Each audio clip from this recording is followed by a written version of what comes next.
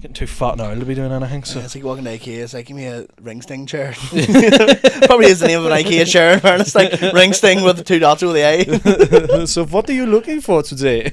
You're like a sore hole. Say less. Probably is one called sore hole as well. Like. So, can I cop the sore hole? It's in aisle 34 there. You have to put it together. It's in 2 separate boxes. 2 separate cheeks. Right. Anyway, folks, welcome back to the User Hectic Podcast with me, your host, Justin Freeburn, and the co-host, Soupy, Stephen Campbell. Fucking all the soups, man. All fucking, the soups, yeah. Like an Andy Warhol photo. Fucking. Just not minestrone, man. Fuck that shit. Minestrone is just spaghetti bolognese, but you run out of pasta. It is. It's just spaghetti in a can, man. That's literally what it is. When was the last time you had like minestrone and it wasn't out of a fucking can? Yeah, that is true, man. Yeah. Well, what's the crack with you, man? I haven't seen you in a while. You've been fucking flat out. I know. I have been fucking flat out, in fairness. I've been... Last time I was talking here, I was talking about doing a play, and the play is now done. Exactly. How wild is it? The play has been played. Yeah. That's how fucking... Here, how quick did that happen? Like, mental. You were literally like, 1 minute you were like, yeah, we're going to start, doing like... rehearsals and shit. And next thing you know, you're like, fucking, it's done now. Fucking yeah. On to the next one, boy. But yeah, it was mental. Like, yeah, just to recap the story, we were all chatting, blah, blah, blah. Talal said he was in a play, and I said I'd done a bit of acting before, and then I said to Talal, I was like, oh, I'm sure doing a play is hard because it's like stand up and acting combined. You get one shot at it, but you're obviously pretending to be somebody else. Yeah. Blah blah blah. And he was like, "Yeah, it's difficult." And then, just texted me the next day. I was like, "Do you want to be in a play?" And I thought he was taking the play as like a setup to a joke, And you played yourself, dickhead. Yeah, he actually Talal would hit you. He asked me to do a gig ages ago, and I was like, "Yeah, fuck, I'll do it, man." Like, all delighted and all. And I was like, how do you want me to do? He's like, no, I just want someone to turn the lights on at the end, off at the end. I was like, you're a wanker. But done in, like. I actually did end up doing the gig, and I didn't turn the lights off, so it's fine. But anyway, yeah, so he texted me, and I called him, and I was like, what's the crack with it? And he was like, said about the play. Obviously, he's done loads with this like theatre group, they're called Jump the Ditch, shout out. But yeah, so... good crack. I was an Italian mob boss for like 4 nights on the trot. I was travelling to Coal Island every day. Put it this way, I've travelled to Coal Island so much that I'm now calling it Coal Island instead of Coal Island. Oh, you're Coal Island, yeah. So that's something I need to get rid of immediately. But yeah, so I was doing that play, 4-night run, shitting myself before going on the first time, because I was like, this is like nothing I've ever done before. Like the last play I was in was P7. I was telling this story today, funny enough. Susan Lynch, who's like a famous actress from Newry, right? The Lynch family, all famous, whatever, right? And this sound like a mafia family. They you get lynched. she came in to do our P7 play, right? We didn't play in P3 and P7. P7 right. Play was like an end of the year school fucking year or fuck whatever, you know what I'm trying to say. And she came in and it was a big deal, you know, for obviously the school. And she was like, we were going to do Snow White, but she wanted to put a twist on it. So she gave us creative control and was like, what character do you want to be? But you can be anything. I'll try and like write Spider-Man! it in. Bro, I was like, Soldier Boy. Bro. And like, people got what they wanted. Drake! One of the boys was a bookie and all. I swear to God, it's mental. I'm like, I don't know. I want to be my hero. He works down at Tommy French's bookies. You know the one with the pool room out the back of it? But yeah, mental. And I was like, Soldier Boy. And like 3 other people knew who Soldier Boy was. And she was like, Soldier Boy. And I was like, kind of. How inappropriate is that though? Yeah. Superman that hoe. Oh God. Needless to say, thankfully, I wasn't Soldier Boy, you know. Yeah. But the glasses were like written on it and all, like yeah, a whole lot. You just wanted Hobson to diss you, that's all it was. Yeah, class. But yeah, so anyway, done the play, great crack, and ever since we've done the play, me and Talal are just sending voice notes of out of context lines from like all the characters in the play. Yeah. And we are in stitches, and it's one of them things that's like only funny to us because we know that. Yeah. But man, see the last night, the 4th night. Great, I loved it, the whole lot, the vibe, the people we were doing the play with, fucking amazing, great crack. And the last night of the play though, I was like, I'm done, you know. I'm like, and then it got to the point where whenever there was like a joke or a gag on the play and you'd hear the audience laugh, I'm like, fuck up. You know? It's like whenever you're done with a bit, you're just done with it. Yeah, and exactly, you get a laugh, you're like, I don't even deserve that. The whole reason I haven't done a gig in 2 months, so it's just like, I'm done with all these bits. Yeah, and it's just, I was to just do like, anymore. fuck's sake. So, But it was great crack. But I was travelling to Clyde like every day for the past like 2 weeks. Where is Clyde? Like, it's like past Dungannon, essentially, Oh, like, is it? or like adjacent to Dungannon. Right, I don't know. okay.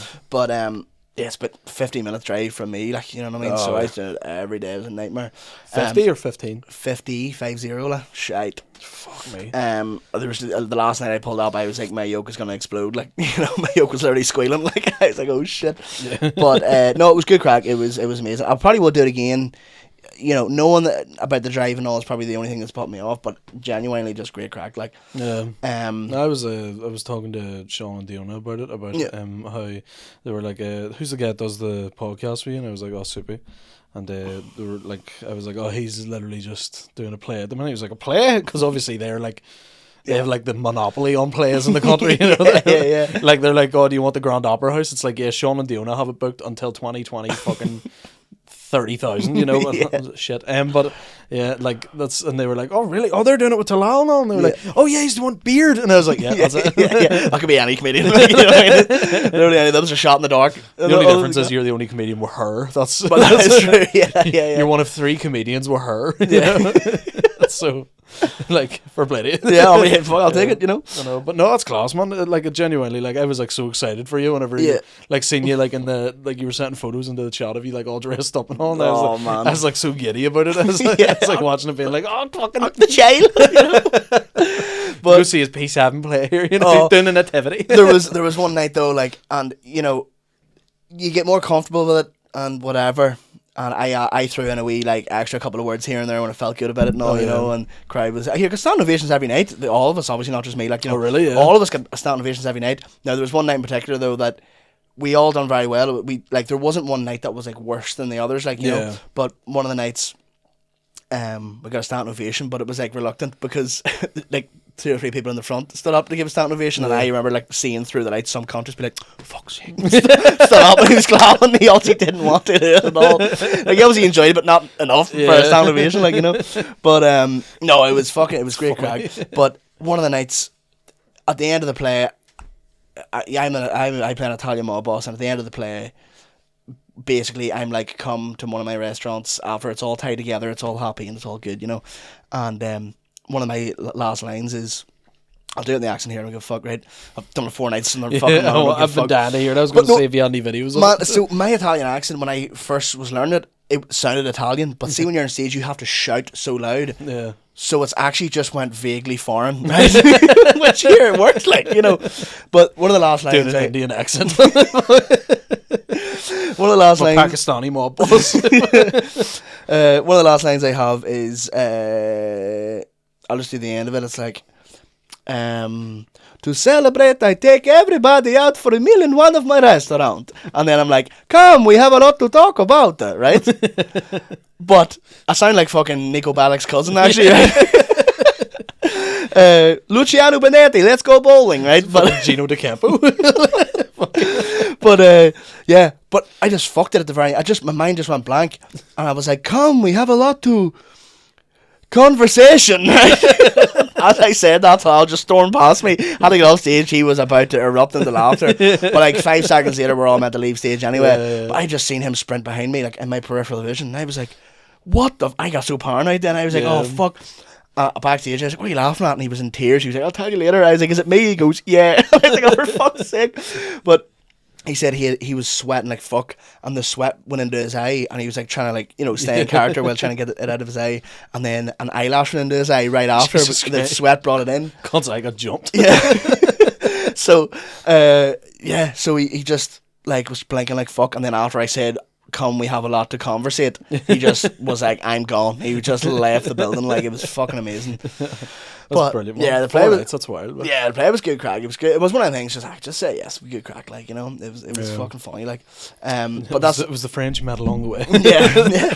Yeah. See, yeah, it was mad. But it was one of them things where I've got this gig on Friday now in the Newry Town Hall, which I should be shitting myself for, but I didn't actually have time to shit myself for it because I was doing that play. You know, like. And you'll probably do better for it in the long run. Yeah, well, I went to Man's last night to do 5 minutes just to get my timing down because I don't want to go over time or nothing. A big gig, like, and then went up, dived my hole, drove home. Was like, oh no, here we go again. What the fuck? Like, I haven't been to Madden's in ages, actually. Yeah, I haven't been in a long time either. It was good crack. It was good night. Now it was one of them ones. It was one of those ones, like where people, a lot of people who should have been doing a lot better. Their material was great, just it wasn't landing. William Thompson Is what it is.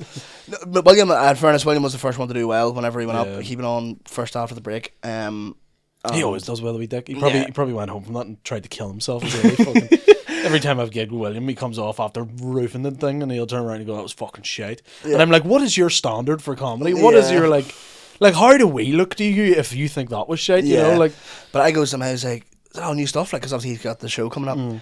And he's like, yeah, I just wrote it when I walked in. I was like, what do you mean you wrote that when you walked in? Like, what the fuck? But, like, yeah, I mean, it's different. It's levels, like, you know. He's a veteran. Yeah, it's levels, like, but it was unreal. And you could tell that it's mad, because I've seen it obviously the first time I'm doing it, and then whenever I see him again, like, inevitably it's gonna be way better. And it was still 100%. Brilliant when he done it last night. It's the levels is insane. Like, it motivated me to start writing as well. But recently I haven't been writing fuck all, just writer's block. Not even writer's block, just like I'll write like a load of shit and maybe only use 5 minutes of it. You know, maybe only 5 minutes of it's good. And then I'll not write for a while, and then I'll write 15 minutes and then use 5 of it, you know, like, it really depends. I'm not too worried about it, it'll be fine, but, famous last words, not too worried about it, like, you know. I'm not too worried. What's the worst that could happen? Gets shot. Gets fucking, has a heart attack on stage. Yeah, fuck, talk about that in your hole, shit. That's some shit you would say on the way down to the floor. Yeah, it is, It's no soupy thing to say on the way out. I probably shouldn't even say this, because I think it's a cracker, and it's so shit, which therefore means good. I was down in my hole last night, and I was gonna, at the very end, I was gonna say, fuck, you know, here's with a wee one-liner. What do me and Elvis have in common? We both died in our hole and just walked off. But I feel like it's low hanging fruit. It's probably been done before, but I thought about it on stage, and I was like, still funny. Didn't even say it, you know. Yeah. I know, it's wild. We were gonna. We've been holding off on this. I haven't spoken in like 6 weeks. So what is your take on the whole Kendrick Drake beef? Right. Hit me with the facts here, bro. Right. And now listen, I probably should know more about it than I do. Just in my spare time, I've been listening. Drake's not listening either, so I'm watching. Yeah. Aubrey Graham followed you on subscribe to the YouTube channel. You know? The 69 God has followed you, but yeah. So freaky hoe. He what the fuck am I trying to say? Right. So where am I trying to start off in this here? Right. So my take on it. Yeah, give me yours and I'll formulate what I'm going to try to say. Like. So my take on it was start from the start. Yeah. So, my take was from, I always sort of knew that because I hadn't made a song since like Poetic Justice. It's Poetic Justice, literally. And like fucking, when was that? 2010 or something? 2011? Maybe before. 12 or 14, I think, something like that. So it was on Good Kid, Mad City, so yeah. You know. Kendrick's been floating about how long now? About 14 years, but but like in the mainstream anyway. Yeah. But so like. The last time I'd heard anything from them was that, and like they were on like, you know, or fucking Problems by A$AP Rocky and all, you know. Yes. Tune. My mom loves that song, and that's a banger. It is a banger. And then like you hadn't heard anything from them in years, and it was just always like quiet between them. Yeah. And then there was like, I think from what I gather is First Person Shooter came out. It was the catalyst. It was so I think things were bubbling for a long time, and obviously Drake is the master of the snake diss. Like, and then whenever these disses come out, people were listening to old Drake songs. Writes for him is, you know. Well, I mean, yeah. I'll daylight. Yeah, that's how deep I got into it. There's so many names of like random ghostwriters that were floating around there, but so people went back and listened to like, you know, old tracks, and they're talking about I Be With bodyguards like Whitney, and then Whitney's Kendrick's wife, who supposedly, allegedly, let's just say the word allegedly for all of this, preface this that's all with allegedly. Blanket cover, right? Yeah. Ultimately, we're just two white guys from fucking Northern Ireland, like, you know, or the north of, it doesn't matter, right? Here, people are getting fucking nailed defences and shit in this country. We can say what the fuck we want. Mental, like, yeah, which is ironic because Kendrick has a thing to say at bar in Not Like Us where he says, nail him to the cross. He'd walk around like Tizo touchdown. Did you ever see any interviews with him? Man, just covered in nails. It's not nice, yeah. Fuck. Yeah. Oh, I have seen him, yeah. He's got like the dreadlocks all in yeah. But, bar. Yeah. But, yeah, so. First person shooter. It's been bubbling for a while, and I kind of understood it I kind of maybe turned a blind eye because I was thinking Kendrick's just reserved guy. He's very much about the art, whereas Drake makes bangers. Like, that's not today. Drake makes tunes, hits, right? And that's no matter who wrote it, they're good songs. Good songs. Objectively speaking, I hated Drake for a long time because I was like, Tupac or Biggie, you go fuck yourself.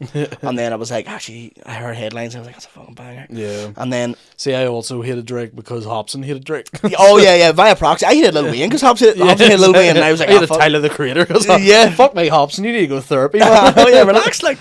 But, like, that was my whole thing, because remember he was like a snook in Drake's house when he was alone and sad. Yeah. He's like, I turned the lights down and closed the blinds, and then he's like, was around his neck is where my rope was tied.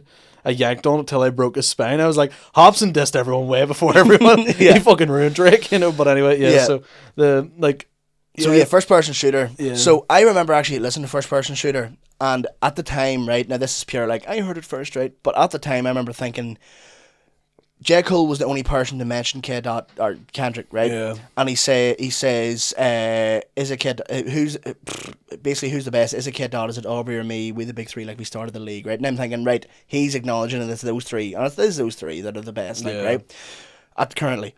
But Drake doesn't mention him. He just says, like a kid that act bad from January to November.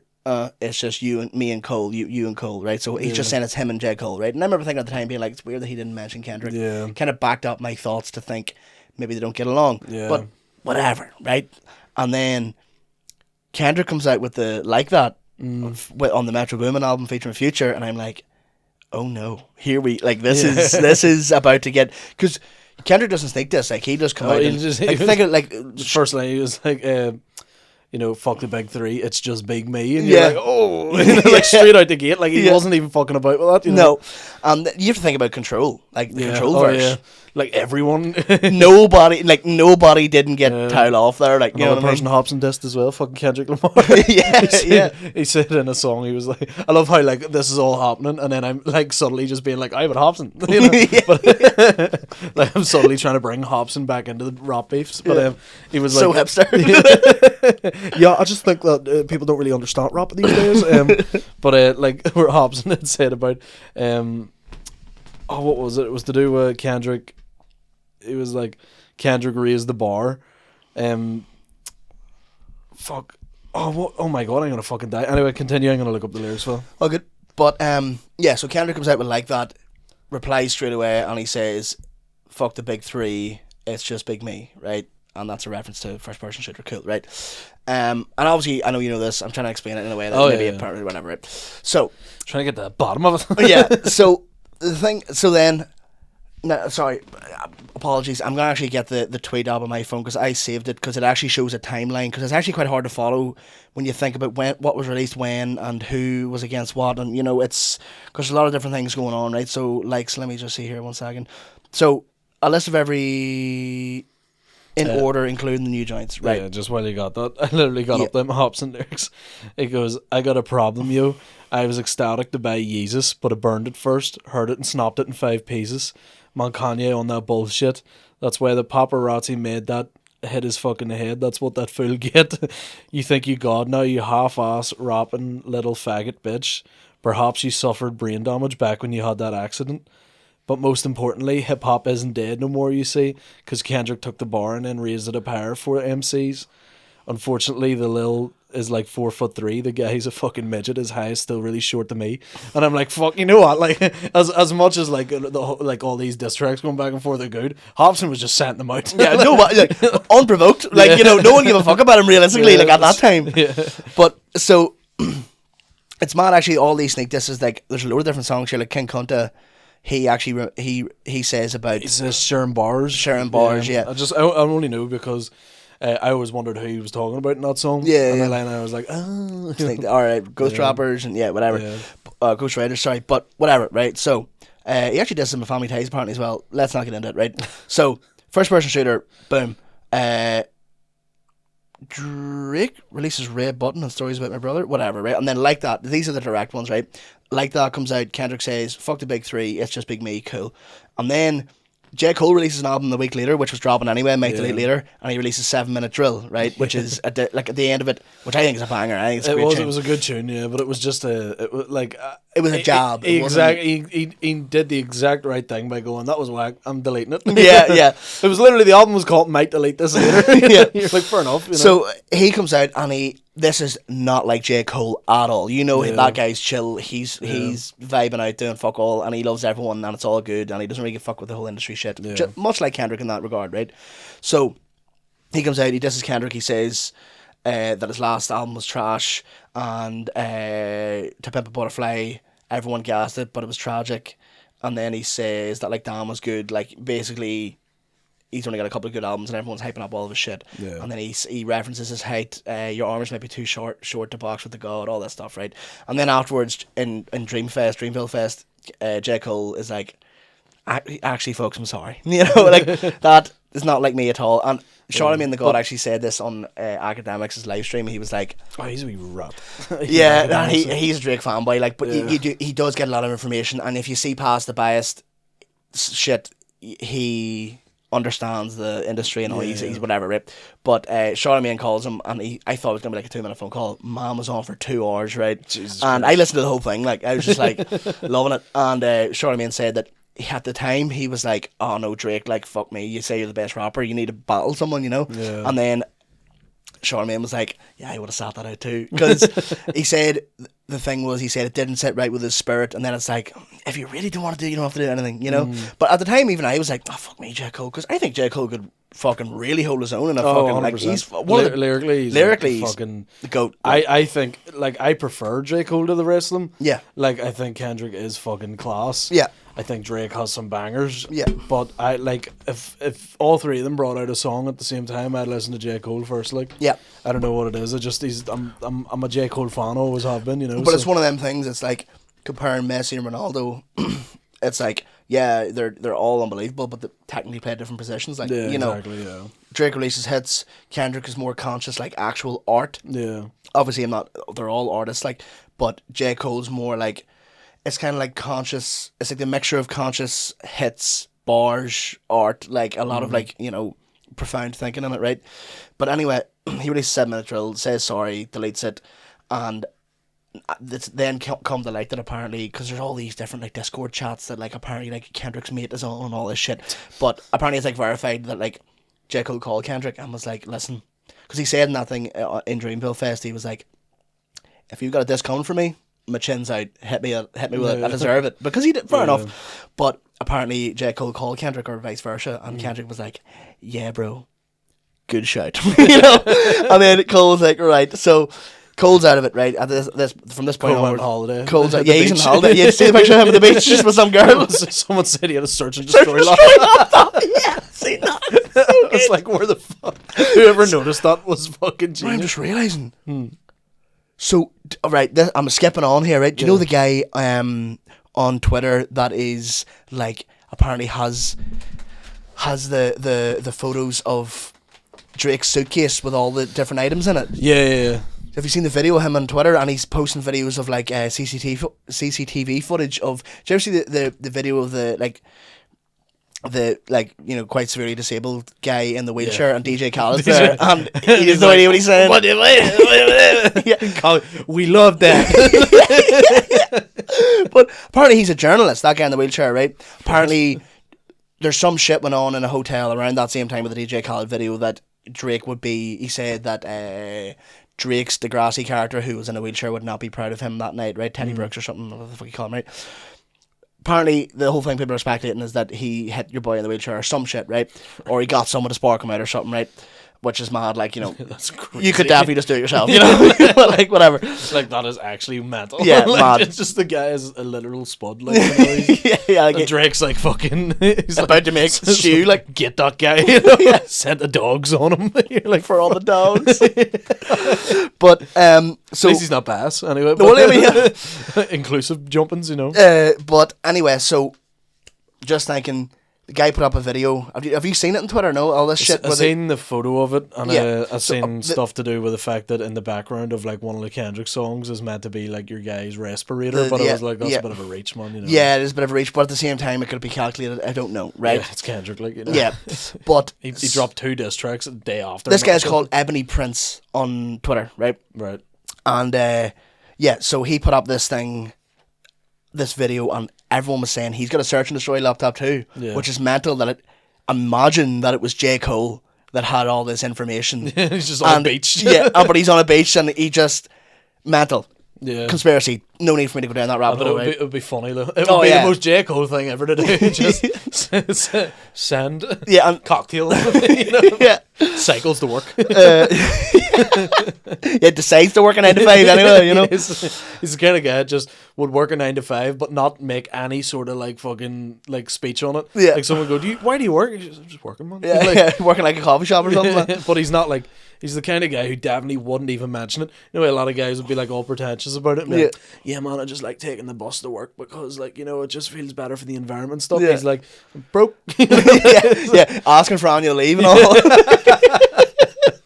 I can't make it. I got denied. I can't make it a dream fest. Yeah, saying things like "no worries if not." Hope this email finds you. That'll be a banger album name, like wouldn't it? Album title "No Worries If Not." But anyway, so. Then he releases. So Cole releases that he's out of it, right? And then Drake releases Push Ups, begging Kendrick to drop. And at the end of it, he's saying drop, da, da, da, da, da, right? So he's like trying to make like people sing that because then he's like going to play in the club, and then it's like a whole big thing, right? So cool. And then Rick Ross comes out of nowhere. This is Drake, and he disses him in like 2 hours after this. So he's recorded this and fires it out, and fair play to him, right? Yeah. Drake then releases Tailor-Made Freestyle, which includes AI of Snoop Dogg and Tupac speaking from the perspective of them. Yeah, I seen a photo. It was like Snoop Dogg somewhere as fuck, wondering when the fuck he recorded that. Yeah. But I think that was mad. Now, in hindsight, I think that was a bit of a misstep because then he just had the whole West Coast against him. Then exactly. Was he probably had everyone against him anyway? But it doesn't. It doesn't look good now in hindsight, right? Yeah, 100%. And then. Kanye release, I like that remix dissing him as well. Yeah. And then Kendrick. But Kanye's one was just all like, Cole's a bitch. You don't get no pussy if you listen to J. Cole. And J. Cole was just sitting there like, what the fuck, bro? Yeah. When the fuck did he deserve that? Yeah, no, he didn't deserve it. It's like, what did he say fuck me for? Drake fucked you, bitch. Drake fucked your first baby mama, Melissa. But then Kendrick comes out with Euphoria. Boom. Everyone's like, holy fuck, what's going on? And then what feels like 30 seconds later, 616 in LA. Right? Boom. That was only on Instagram he put that out, wasn't it? Or, yeah. And then everyone's like, what the fuck? And then Drake, the next day, releases Family Matters, which he done this whole music video with all for, and he goes to the same Ho King restaurant in Toronto that Kendrick references in his diss track. And, it's a whole big, like, profound thing and whatever. And then literally, like... What was it, like an hour later? Yeah. Kendrick drops Meets the Grahams. And Family Matters is a banger. Let's just preface it, banger. And it is good. You can hear you can almost hear it in the club, right? Yeah. But it was like good, and it was like, he actually has like put a lot of effort into this, or someone has, whoever. Yeah. And then he's got Tupac's ring, he's got Whitney's engagement ring apparently, and all this shit. So it was like a cool like flex. Yeah. But it was just a flex. It wasn't a hit, you know. And he also like starts dissing The Weeknd and A$AP Rocky and all. It's like you're not focusing on the actual big fish here, like because what's The Weeknd gonna do? Like, Did The Weeknd not actually do something like he harmonized over like that apparently? So he's involved apparently. So or like Drake's on the album or something. That actually was pretty good. Sample that, but yeah. So and then literally like. However long after, like an hour or two later, Kendrick drops Meet the Grahams, right? Which had to be, I think, out of, like, for diss tracks, was the most disrespectful shit I've ever heard in my entire life. Insane, because he doesn't, like, he holds a therapy session with, and what's the finishing bar? Like, this is a long life battle with yourself, and it's like that will last forever and ever. He basically just did what fucking Don Leith did to Adam Byrne, the roast battle. Did you hear about that? Yeah. He fucking got like all the podcast clips of like Adam, and he made him roast himself. And I was like, fuck me, Don. Insane. It was like, that was the only thing that overpowered the whole Drake Kendrick beef. Yeah. But yeah, no, the Meet the Graham's insane. oh fuck that. I see, when I heard that, I sat down, it was like a Sunday morning or something, I was hanging, and I just came down and was like, played it, and I was like, right, Bro, it put me in bad form. yeah. It did. Ruined my whole mood. Yeah, man, the whole day was done. I had to go home and showered and all. No, it did. It put me in bad form. I only listened to it once or twice. I'm telling you, I couldn't. See, if I'd have been driving home from a gig or something and I heard that song, like, I'd have took a right turn on the fucking motorway, like, Yeah. swear to God. But insane, because especially right after Family Matters, and everyone's like, "Holy fuck!" Like, he dissed the thing, and Yeah. the whole he dissed the thing, But and then Kendrick comes out with this disgusting, dark, like monotone, like really, really like Referencing shit in the song that only came. It kind of weirded me out. It kind of made me go, is this all scripted? Is this like a fucking. But apparently play, he had that written, because apparently he wrote all these diss tracks in one sitting, right? Oh, did he? Yeah. And apparently Euphoria was originally 16 minutes long, right? So, apparently he's written all these diss tracks, excuse me, on the first occasion. Yeah. But then he changed a couple of lines based off of Family Matters whenever he needed to. That was what weirded me out. He was like, oh, he's saying this, and I was like, oh, like an oracle? Like, how have you read a whole verse around that part? Like, Yeah, insane, bro. But the only I'm still writing fucking half the verses we recorded a year ago, man. Like, fucking Kendrick's just talking them out, it's speaks and rhymes. insane. It's insane. Yeah. And then right after comes out with Not Like Us. Yeah, that bro. had to be. Like, see, when I was listening to it and I heard like the wee like. It was such like a wee West Coast. The wee West Coast swing, like the wee, and then the wee like finger snapping and all, and bro. But there was like that sort of vibe to it that was almost like old school, like 50 Cent or Eminem or something. It's pure Ice Cube vibes almost, Yeah, a wee bit exactly, as well. Yeah, Ice Cube would probably be the best one to say. Yeah. It was real like fucking, OG West Coast vibes, like, what was America's Most Wanted, like fucking, Yeah. and it was just like, and then you hear that fucking Muzz It On A Beat, and you're like- I've seen these guys reacting to it, and it literally went, Muzz It On A Beat, hey, Muzz It On A Beat, and then it was like the guy paused it and he went, you got mustard. that's every point hilarious to clip out of context as well. Like, you walk into the barbecue, it's like, you got mustard. Me asking for red sauce. You got mustard. but yeah, I was like, see, when I heard that, like, I was like, bro, because he beat Drake in his own game, because Drake tried to release Family Matters, because there's like 2 or 3 beat switches in Family Matters that could be played at the club. Fine.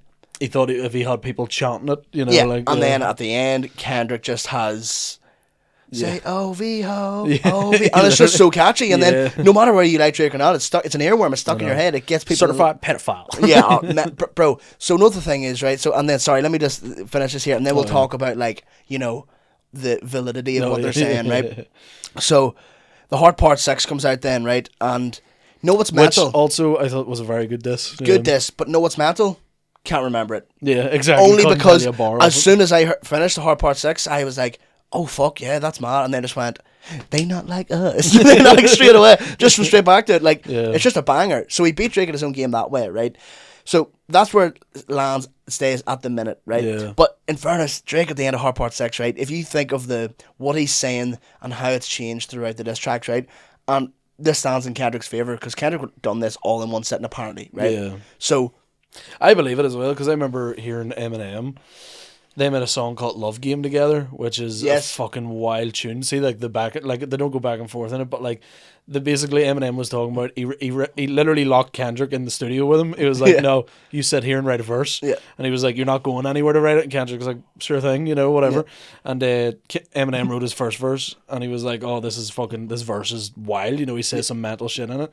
Second verse was Kendrick, and he said Kendrick wrote a verse that made Eminem go back and put a third verse on the song because he was intimidated by it. And Kendrick's was fucking wild. He said he sat in front of him and wrote it and then put it onto the microphone. He was like, Eminem was like, I'm completely blown away by that. Yeah. And I was like, I would believe Kendrick would do it in one sitting as well. Yeah, and the thing is as well, like, obviously Kendrick's referenced this as well. He's saying, Drake's saying it's a 20v1 because all the industry's against him, but then Kendrick was like, actually, you've got 20 ghostwriters and it's only me writing these things, you know.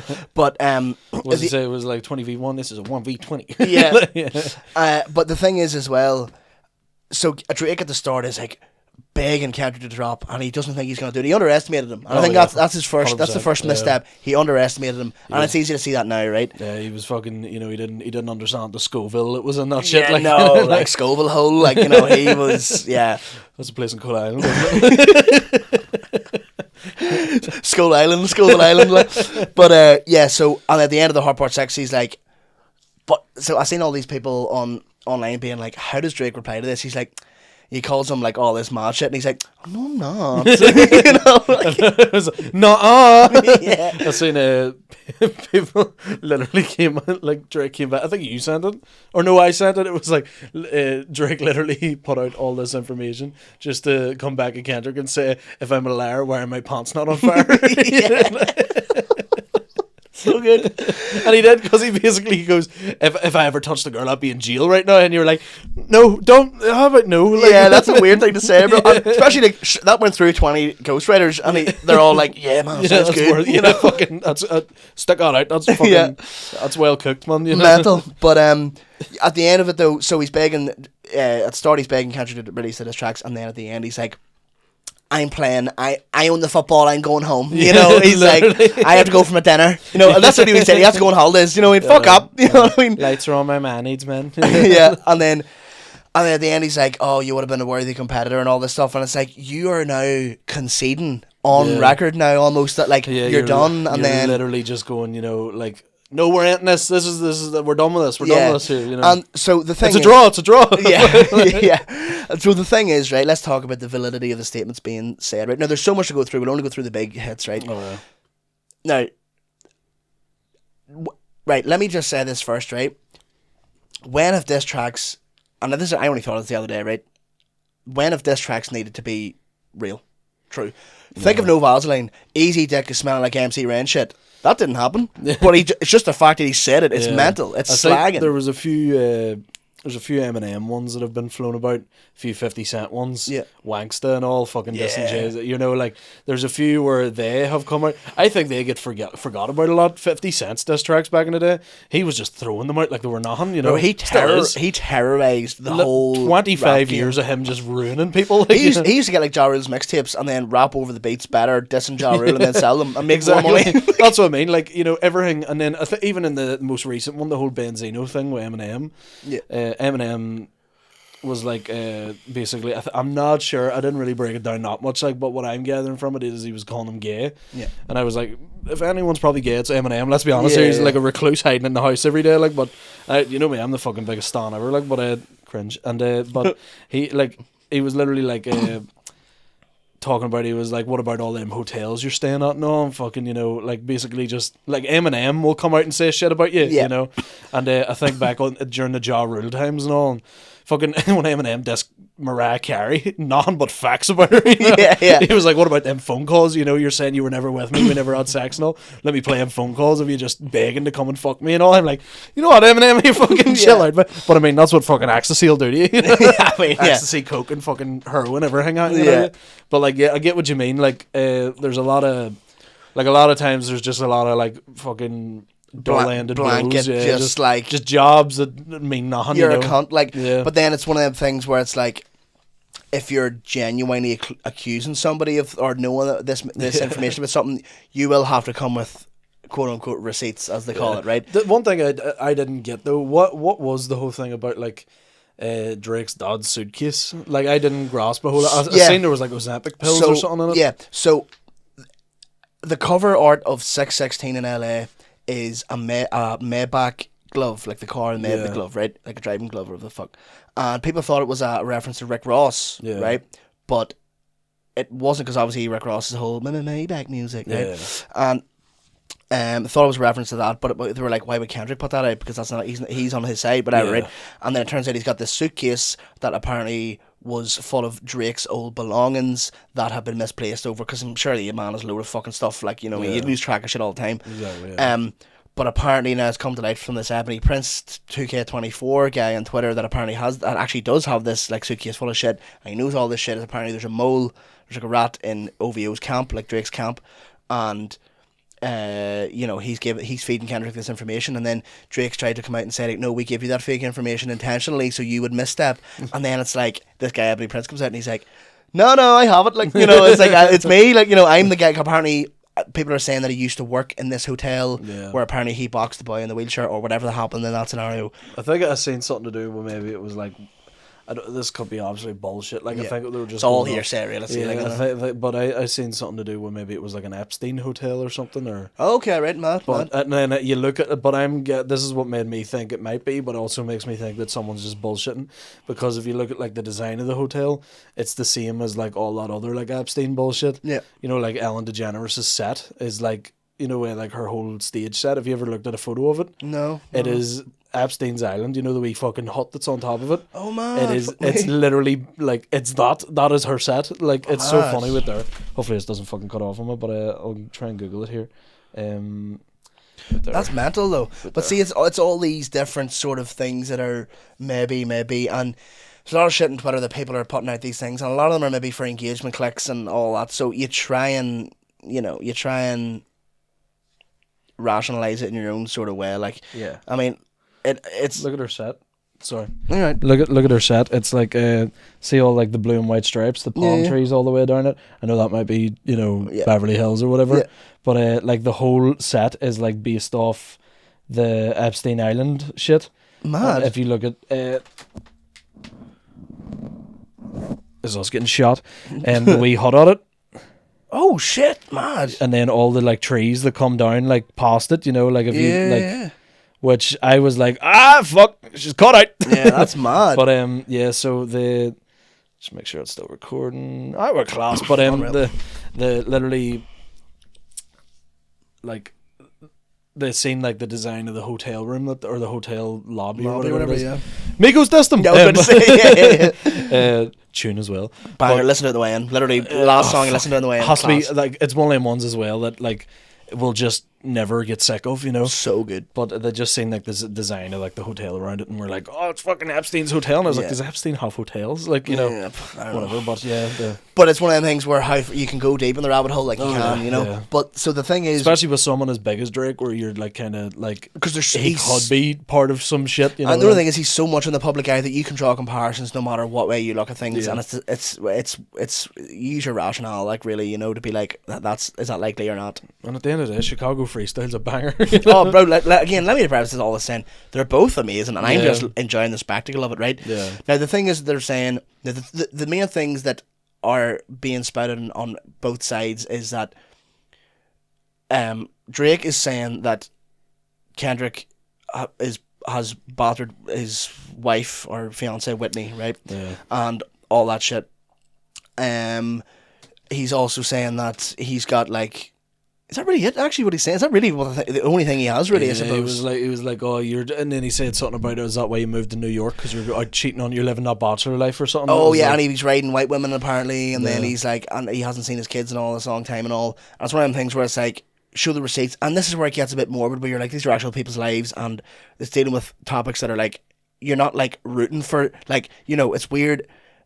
I'm just enjoying the spectacle, but I'm not rooting. If I was rooting for Drake or if I was rooting for Kendrick, I'm not hoping that they're right, because I don't want these things to be true, because they're horrible things. Exactly, yeah. And because it'll fuck you up. It's like the same thing whenever you find out, like, fucking, like, it's the same sort of thing if you find out about like which one of your favorite singers was on, or like favorite actors was on like Epstein's list or something. Yeah, like, oh, for fuck's sake, if I had to stop watching Pirates of the Caribbean now. Yeah. Like, so it's one of them things. We're not hoping any of this is true. It's pure. That's the tea. It's pure. It's mental that they're like throwing mental at each other. Yeah, like they're saying these out loud. They're saying this out loud on a record. Like, it's mental. And like this is a hot take, right? I don't think it's as bad telling people Kendrick cheats on his wife, has maybe hit his wife or whatever, as being called a straight up predator. Like, I think there's a lot of things.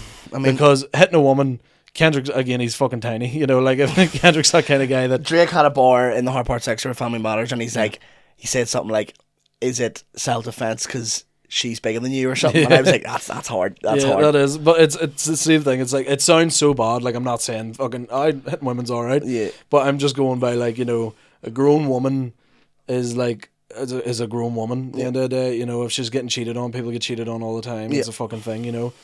Grooming young ones and, like, you know, and again, all hearsay, blah blah blah. Like I would rather be as many of your favorite rappers have hit women. You know, I saw a video of fucking academics trying to throw hands with a woman the other night. I was like, you know, how many people do you just like do you hear of that it comes out about that? It's almost like not. It's terrible. It is fucking awful. But it is sort of like in It's that more culture, common in terms of in that culture, cheating on your girlfriend. They're fucking rap about it, you know. Man, if she catches me cheating, I would never tell her sorry. That's a it's future bar. It's incentivized, if anything. Not the violence aspect of it, but the cheating aspect of it, the misogyny. It's ingrained in hip hop culture. It is so a rapper accusing another rapper of cheating on their girlfriend. You're like, I guarantee not one other rapper gives a fuck about not that. a single fuck. Especially a lot of people who are in around that culture as well. You know, like it's like, ugh. Like it's not as hard. Like going, oh, you hit her and all is pretty bad. But like again, you can come away from that. You know, like it's one of those things in comparison. Yeah. The two things that are being, you know, alleged from either side, they're both horrible things. But one seems more severe or more damaging, pun intended, as opposed to than the other, right? Yeah. But again, it's one of those. So he says that. What else did he say? Drake's got Tupac's ring that, you know, Kendrick feels should be on the West Coast, and Kendrick actually said he would pay double the price Drake paid for it to get it back, and all this stuff. And then there's all these subliminals in the Family Matters music video where he gets the people carrier that is in the front of Good Kid, Mad City, which is hilarious. It's not even the same model of car apparently, but you know, it's a symbolism, right? And then he has Whitney, Kendrick's fiance's like wedding ring and all apparently, but then that's part of the wedding ring receipts are part of the fucking suitcase that the guy has. It goes mad deep, right? But the thing is as well, right? Again, don't want any of this to be true. I hope it's all lies for the sake of humanity, right? But what will it do then? Yeah, but I don't know. Fuck, we're stuck listening to J. Cole now. But I'm getting no pussy. But at the end of the day, bring Hobson back. At the end of the day, rap is rap, and it's a competitive sport. Comes from people who are originally oppressed, therefore, you know, they do things that are unsavory or distasteful or insensitive, or because as a result of all these systemic issues and blah blah blah, all this stuff. Again, I'm not justifying it or saying it's a good thing. It's a reason. It's a reason. If things happen, that's the way things happen. If you're looking at the breadcrumb trail to it, it's like that's what happens. That's what happens, and it's this whole big fucking, you know, as you said, breadcrumb trail or domino effect from all this shit happening, Ronald Reagan, all that shit, right? But you know what I mean, like the Ronald Reagan put crack in the hood, so Drake's a pedo. Well, I mean, butterfly effect. Like, I mean, but so he's saying about Whitney and all this stuff, and then, but the thing was, like, Drake said in one of his first diss tracks, he was like, he tried to be like, beat him to the punch and be like, oh, but you're gonna talk about Millie Bobby Brown and all, because there was that whole joke thing of the like Drake's tax and all, whatever, and then it's like, I get the angle he was trying to play to be like, try and beat him to the punch, but then people are like, you really don't want him to talk about that then, you know, because you're trying to beat him to it. And then Kendrick just comes out with an absolute nuclear missile of just, let's not even, like, the thing is, neither of them actually need to have quote unquote receipts for this to be this to be mental. The fact that they're just saying it alone is like, with what the platform that they have fuck? Is like you literally, they have the biggest platform in on the world in the music industry. Like it would have to be like someone like Taylor Swift. Yeah. That would be like the only other content. Taylor Swift diss track. This is like, Kanye, you a bitch. Yeah, that's how she definitely would this. Yeah, but no, I just like fucking Not Like Us just was like, I think it's been one of the best diss tracks.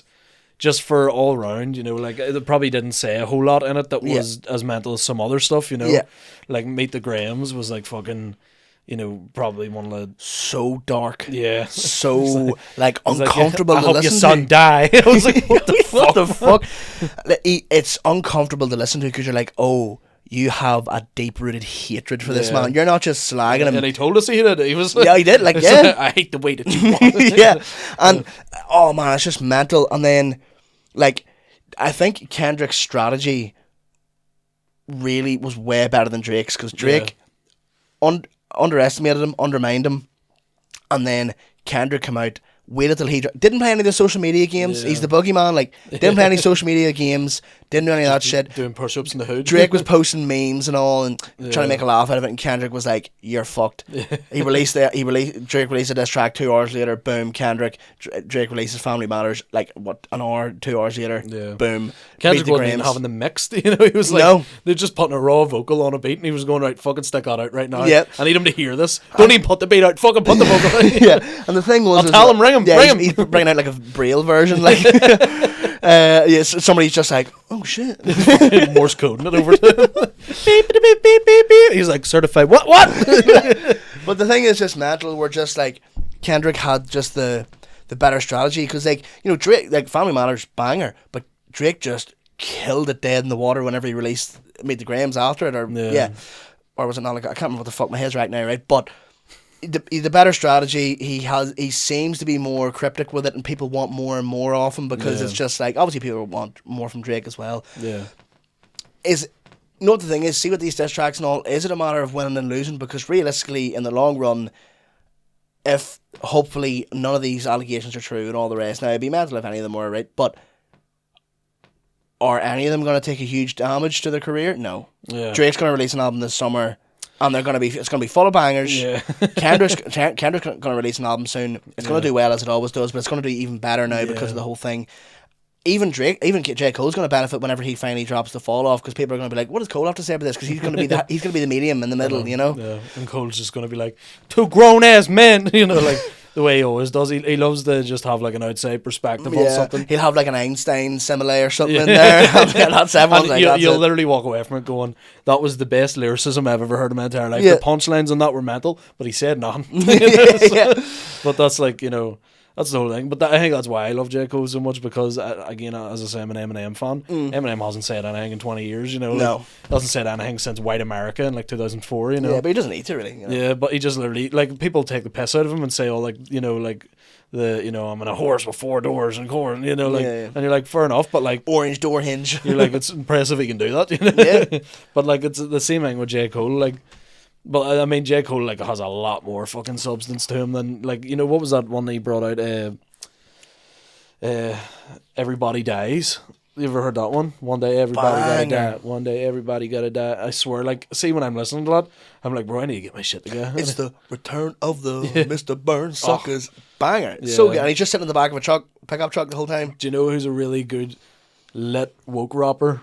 Like, someone who's like, they'll drop like he's from Compton, funny enough, but he'll drop like a woke song that's like, you know, pure fucking, like, you need to get your shit together, and then the next song is like some shit that you're like, right, they're playing that in the club next week, you know. West Side Boogie, I swear to God. Boogie, he's the one with the lisp or something. He can't talk like that. But then his songs, he's a song called N-Word Needs, right? And I swear to God, like, I remember, because in the one of the verses in it is like, I need to stop playing games and go take my ass to the lot, you know, to go buy a car and all, and he's like, and it's just everything. He's like, I need to tell my mama I love her and all, but the beat is so hard, and you're just like, I need to fucking do some shit with my life here. I need to fucking write some material by you. But it's like, you don't know what to think then, because you're like, this is hard, but it's making me, the thoughts I'm having are hard. And he has a song called Silent Ride Home, which is, the video is in reverse and starts off with him, what's he doing at the start of it?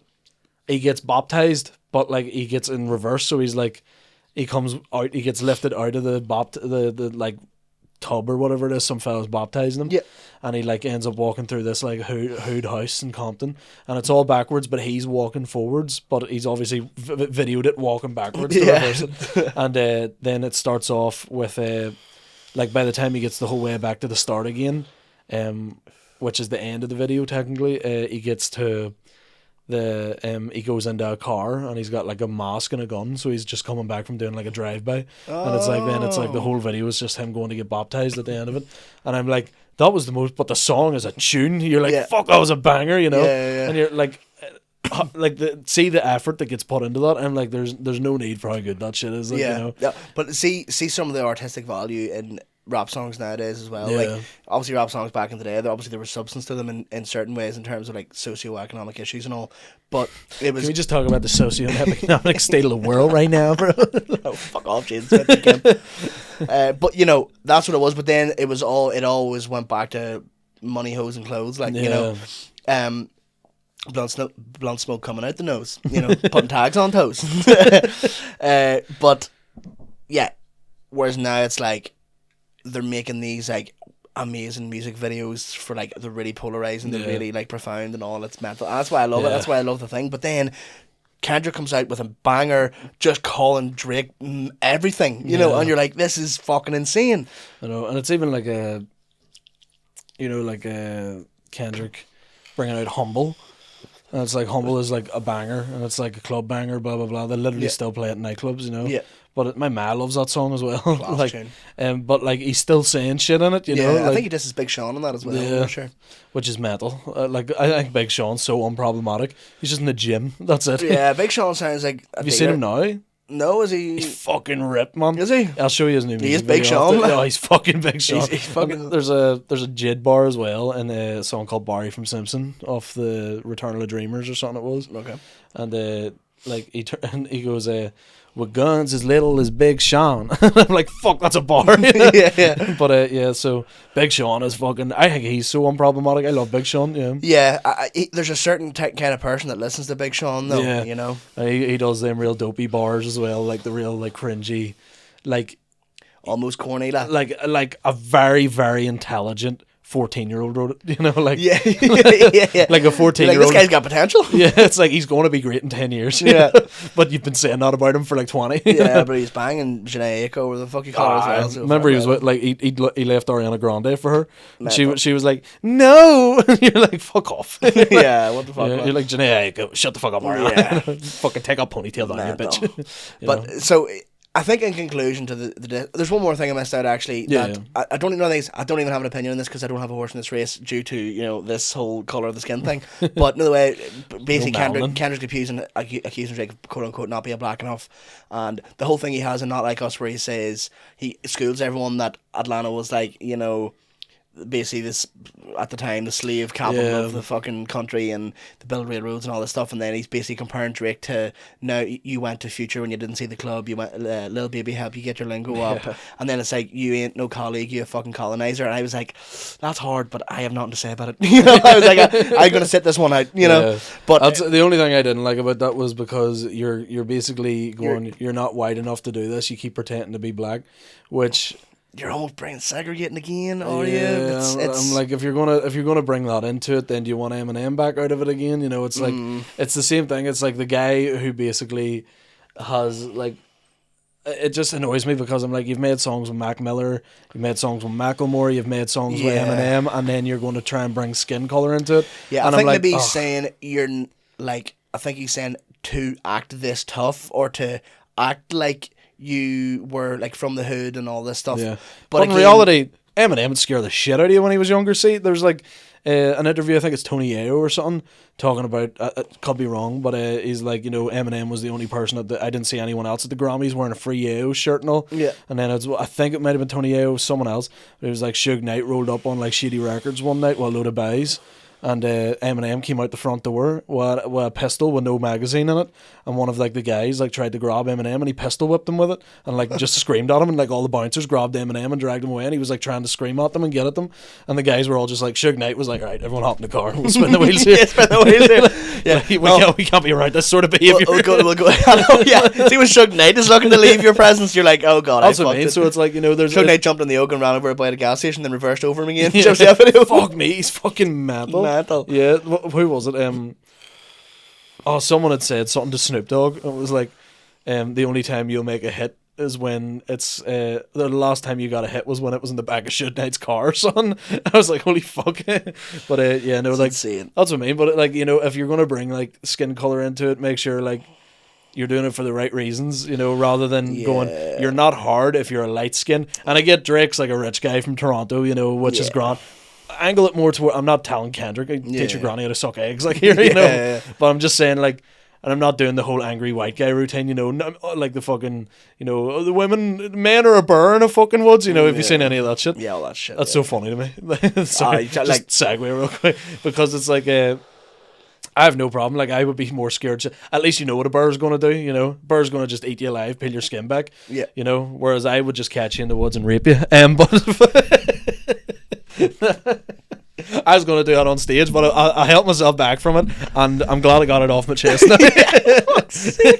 But brutal. Yeah, but no, that's like, you know, I can't remember where the fuck I was going with it. But yeah, anyway, yeah, so I think that was my only thing with it was, you know, trying to tell someone they're not black enough to do something, and I was like, well, half your career is very much, a lot of it is based around the fact that Dr. Dre was kept going because Eminem was there, you know, like a lot of people probably wouldn't know who Dr. Dre was this day and age if it wasn't for a white guy, you know. Yeah, I think it's one of the But I'm things, probably looking at it the wrong way here, you know. Yeah, one of these. I don't think there is a right way to look at it from our perspective, because it's so complex and it goes beyond anything that we understand. It's like us saying you're not allowed to fucking bless yourself. You're not Catholic enough. Yeah, well, yeah, it's in a similar vein. It's like I don't understand the complexities of it enough, or haven't experienced any of it enough to actually formulate an opinion on it. I'm just letting that be what it is. Like, I can look at it objectively and be like, that's a mad bar. Like, the comparison that you're drawing there is mental. Whether I agree with it or not, I have zero opinion on, because I don't know anything about it, you know. But not that I don't know anything about it, but you know, I don't have an opinion on whether the fuck it's nothing to do with me, you know. But in terms of the mad other accusations and all the mad like you know, as they say, are like certified pedophile was the hardest line that has been dropped in a song in about 15 years. See the whole it's trying to strike a chord, and it's probably A minor banger as well, right? Minor. But then apparently, so when Drake replied, I know fuck all about, like, you know, music theory and all, but I seen people break it down on Twitter, and they were like, so. And Drake's reply on the Hard Part 6, he said something, which is also a good move from Drake as well, because obviously Kendrick's got that Hard Part series, that the Hard Part was going to be 6 then, so he can't put out the Hard Part, you know, exactly. So it was good from a business perspective to do that, but then I suppose Kendrick put out a timestamp. That's Drake's whole thing, you know. But he said something like, you better B sharp and blah blah blah, and he named all these different chords, but apparently B sharp doesn't exist, and it actually exists within the A minor range or something, right? And then it was like, bro didn't do his homework, like, you know, he always doubled down on it, you know. It's not wise, the whole thing's not wise. But I think in summary, right now, we're saying this here, Kendrick could fucking drop in 10 minutes and we don't fucking know. God knows what he's at down in fucking Compton, right? But Compton, and like, as it stands right now, there's no winner, there's no loser. In terms of strategy and who I think brings the madder points, the better songs, the you know, the more polarizing things, and like the fact, again, the strategy of Drake dropping a banger and then Kendrick coming with Meet the Grahams is just dark as fuck. It just put everyone off and made everyone have a bad day. Like, insane. Killed the crack, mate. Yeah, he killed the crack. Insane move though, because it was just like, it stopped everyone on the tracks, and they were like, oh fuck, Drake's got a daughter. And you know, whether all this stuff's true or not, it doesn't really, it's just felt mental. like Kendrick was the one guy in the crowd who didn't get the joke, you know. Like, yeah, didn't read the room, man. You know, whenever you're like at a gig and like there's always one person in the crowd that just doesn't fuck with the joke. If it's a bit of a dodgy joke, there's always someone that's just like, no, why would you say that? Yeah. You know? And you're like, shit, here we go. This fucking everyone's awkward now. Yeah. But again, let's take any element of truth out of any of this here. I just have Kendrick up based on how it's went so far in terms of the like, you're looking at it as like a chess game, you know. It's like excuse me. Yeah, that's what it is. But at the end of the day, Drake's going to come out with an album. It's going to be a banger. Kendrick's going to come out with an album. It's going to be a banger. They're not going to ever do music with each other every game, which is unfortunate for us. You know, if you compare it to like, you know, like Jay-Z and Nas back in the day, yeah, you know, both of them just came out and just, you know, Jay-Z's a billionaire. Nas is one of the most respected rappers in the planet. I think he's a billionaire as well, very nearly. Is he? Yeah, he's mad investments and all, apparently. Yeah. That's what I mean, you know, there's like, they're the only ones who really haven't like come back from it was like Ja Rule, you know. But like, that was because when 50 Cent gets his hands on you, you're fucked. That's like, it. Like, no matter, say if like 50 Cent went Drake, you're fucked. Yeah, that would be it. Like, Drake wouldn't be seen again, you know. But isn't it mental how people that aren't even into rap, like, this is like, not like my man knows about the beef. Yeah, you know? Man, like, just like to hear Meet the Grahams. Drake's got a chain. But see, even like people that don't like, Not Like Us is the #1 song in the world right now. Yeah. And I seen there was actually a funny meme. You know that tune $1 Million Baby? Yeah, it's a tune as well. Banger. And it's listening to that just before you sandwiched in between all these diss tracks, and he's like, but this is a good tune too. And everyone's like, it is, but what about this here? Just And give it 5, right, 2 more weeks, right? We're just, yeah. you know, But it's a banger. Like, we're just shelving you in the meantime. but every time I listen to Not Like Us, and I would just play automatically on Spotify what the next song is, it would be $1 Million Baby. So I go from like, you know, like crip walking in my yoke, you know, and then all of a sudden I'm like, just vibing $1 Million Baby, like, you know. Should I text her? You know? Yeah. But it's mental. The whole thing's mental. I think in summary, it's just from like a rap fan, like a huge rap fan's perspective. It's the biggest diss track battle or whatever the fuck I think ever in rap. Yeah. The two biggest names. Yeah, definitely. That have held that for years and years and years. Exactly. Yeah. You know, willing to just throw it all away for the sake of like respect. Respect, you know? Yeah. And I think there's going to be no winners, no losers ultimately, because you know it is what it is. Like, but it's mad. Who do you think is winner up or what? Say I have the same opinion as yourself. I would probably like. You know what the thing is? I went to see Kendrick not that long ago. I've seen him twice now. Class. When he was in Dublin there. Yeah, Baby Keem, yeah. Unreal. Were you at that? Yeah. Class. Loved it. The thing was, I think BB Keem was better than him. Yeah. I didn't like the choreographed side to it. See, when you watch Yeah. like old Kendrick clips of him on stage and he's like doing Mad City and all. He's tweaking like. And he's just rapping. Yeah. I love that. I love just like, that's what I loved about the J. Cole concert in 2017. Like the only I was there too. That's were you? Yeah. Fucking, we've been simmering too many times. Adam Byrne was there as well. Oh, was he, man? Yeah, fucking connected all of us, bro. But like literally, like J. Cole, like, any students in? don't know why he sounds like a fucking professor. I laughed at that. He was like, my grandmother was Irish, and everyone was like, oh, we love you, mate. Fuck up.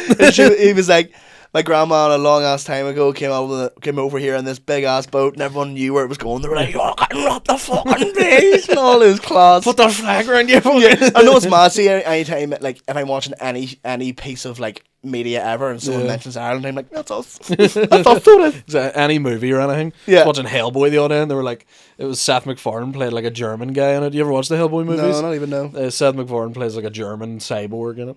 It's funny, and he's like, the gate to the Golden Army is in County Antrim, Northern Ireland. And I was like, what the fuck? And they just end up on like the hills. And I was like, me and Abby went to Antrim a few weeks ago. It was like Ballymena, like outside Glenariff, that's what it's called. Right. And it was like we drove past the big fucking hills that the shot them in, and I was like, fuck me. I was like, where are we hills, man? Hills? It's about an hour and a half from my house, like, but you know. Yeah, but here it's I was on your doorstep. Yeah, it was like from Northern Ireland, you know. But but it was I love that feeling, like. But the J. Cole one was great. But that's what I loved about J. Cole was the only prop he had that entire fucking set. He pulled a chair out and did "Love Yours," and I cried. I was like, Love you yours, ain't gonna never love your bitch until you love yours or whatever it is. And I was like, fuck, mate. I was like, mate, I just love everyone in this room right now, you know. Little did I know I would hate Dublin years later, but I was like, fuck me, it was like I love that. See, just going, I don't even need anything, you know. Whereas like Kendrick, the coolest thing about it, I feel like, was whenever he like did a step and it was like bam, bam, bam, and then he like went over to the piano and he went dun dun dun dun dun dun dun dun dun dun, and I was like, oh fuck, right, okay, I'm going. Yeah. Like, don't get me wrong, we were mosh pitting and shit. Yeah. I was vibing to it, but see, when I was just like, whenever it would be like parts of it where I was just standing watching, I didn't care. I was because like, you weren't dancing, there was no reason. It wasn't hype as fuck. It was all the choreographed shit and all. Although Mr. Morale and the Big Steppers, the album itself, had a few songs that were more like songs rather than tunes, you know. But when BB King come out, I was like, here we go. And he done Orange Soda, and I was like, here we go. I was like texting Adam before I went, and Adam turned around and he was like, what was that song? Honest, and he was like, send me a video of him singing Honest, and he did it, and I was like, he's singing it. But I swear to God, I thought BB King was fucking class. I done Trademark USA as well. Probably one of my favorite BB King songs. Trademark on that pussy. Yeah, but like it was that. But see, was it not? What's the fucking Kendrick one? I'm staying strong. Rich Spirit. Rich Spirit. See when that came on, and he was just walking up and down singing that. That's when I was like locked into it. I was like, I'm not like people were bumping into me, and I was like, shut the fuck up, I'm watching it. You know? Yeah. Like, but like whenever he was doing like Good Kid, Mad City and all, like we were in the middle of it. Like a few of the guys I was with, one of them's a big Portuguese guy. He was just in the middle of it, going, "Open up the pit," and I was like, "Bro, what the fuck is happening?" Right? I think I have a video of him doing it. I'll try and find it, but it's funny. That's hilarious, and then it's so stupid and out of context. So I just thought there's a bar local enough to me. It's called the Pit, and it's actually closed at the minute. Well, that's hilarious. Open up the Pit. Like all the town folk really want to drink in the pit again. Like it's hilarious. That's funny, yeah.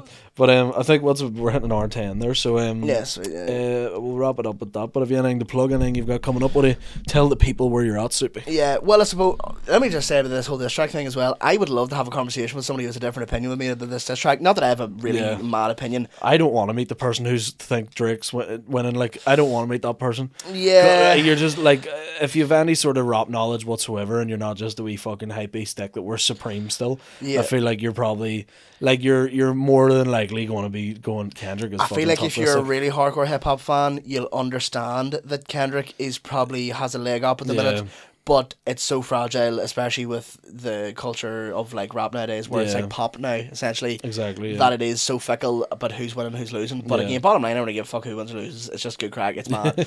But I would love to get a different opinion. Good crack, Mad City. Good crack, Mad Chains. But yeah, name of the episode. Yeah, there we go. But yeah, banger name. I'm so glad you got that actually. But yeah, so where am I? This Friday, it's sold out, whatever. But I'm doing it. Newry Town Hall. It's gonna be fucking amazing. Like 450 people or some shit. Insane. That's bigger than any crowd I've done as well. Yeah, mental. That's fucking crazy. Insane. So yeah, if you've seen me there, hopefully done well, etc., etc. When is that again? This Friday. Oh, this is when the episode's coming out. So no, is it? Yeah. I'll be there tonight. But yeah, so there, the classic. Are you ready? Yes. The classic. Terraslav's 30th of May. Let's go. Like, that's happening. I'll see you after I actually finally do Terraslav's on 30th of May. Bro, I've been plugging this from December. See after I do it. I actually nearly hope I die in my hole. Actually, I don't. But, imagine like you show up and there's like 100 people that are going, we heard about you saying that in the podcast. All the fucking interactive fans. Yeah, insane, bro. But I'm there, 30th of May. It'll be good crack. What else am I doing? I'm doing something else as well. But I'm emceeing the Black Box this Saturday. It should be a gig. No, it should be good crack. Black Box is one of those ones where it's like, it's quite reserved because it's 3 o'clock in the day on a Saturday. People are only starting and blah blah blah. But it should be good crack. Or if you're a culture, you've been drinking since 6 that morning. Yeah. And you went, they've let us out in the town. Wife's away to Tenerife this week. I'm fucking gone, mate. Yeah. Hit that big smoke. Yeah, the big smoke. The big smoke. Fuck me. But yeah, I'm seeing that. It should be good crack one down. I'm probably going to try and get a few prohibitions thrown in there here and there as well. I think Luke's going to put me for the pav relatively soon as well. Yeah. So I don't think I'm allowed back at prohibition. I've like cancelled like 2 or 3 times in a row on them. Well, I was meant to you cancelled them? And that same one that you were meant to do. Yes. I literally ended up in a situation what I couldn't get out of, and literally just like the guy texted me, he was like, where are you? And I was like, oh shit. I was like, oh fuck, I'm doing that quite a bit. I need to go therapy or something, man. I was like, I need to stop dicking people over here, man. But yeah, it's just like I'll probably not be back to it. Yeah, not of my choice. I would love to be back. But yeah, that's an accountability, responsibility. We all grow. It's fine. Yeah, you'll get back. It's the name of Kendrick's new album. Imagine that'd be a banger. Mr. Morale and the big accountability like that. But yeah, so that's what I'm doing. Follow me on the socials at Soupy Steven, blah blah blah. Look after yourselves and all that fucking rest of it. Do you want to plug or anything? Just the roast battle, 7th of June. Seen the see what the crack is. A few people have dropped out of it, so we might have a bigger name down at it if he is here. I'll tell you after. But let's see what the crack is, because it is very close to it at the minute. But grab your tickets anyway. It'll be good crack. Oh yeah, Centre 7th of June. Roast battle. Follow me on Instagram, Justin Freeburn. Follow the User Hectic page. Follow us on TikTok. That's where a lot of our clips do well. And get all the funny shit. And Rate us on Spotify as well, actually. That's yeah, as well. please do rate us on Spotify. If you're listening to Spotify and you've made it a fucking hour and 13 minutes into this podcast of us talking about white boy shit, just fucking give us a rating on Spotify, and you know, subscribe to the YouTube channel. That would be great. We're trying to, you know, get the numbers up here to get some sponsors in, so that would be fantastic. So also, if you know anyone who's looking to sponsor a podcast that's looking free promotion, not free money, but like, you know, give us a shout. But listen, thank you very much for listening. Tell your dad stop texting me. And to just sort of put a dot amongst all this, they're not like us. They're not like us. They're good crack.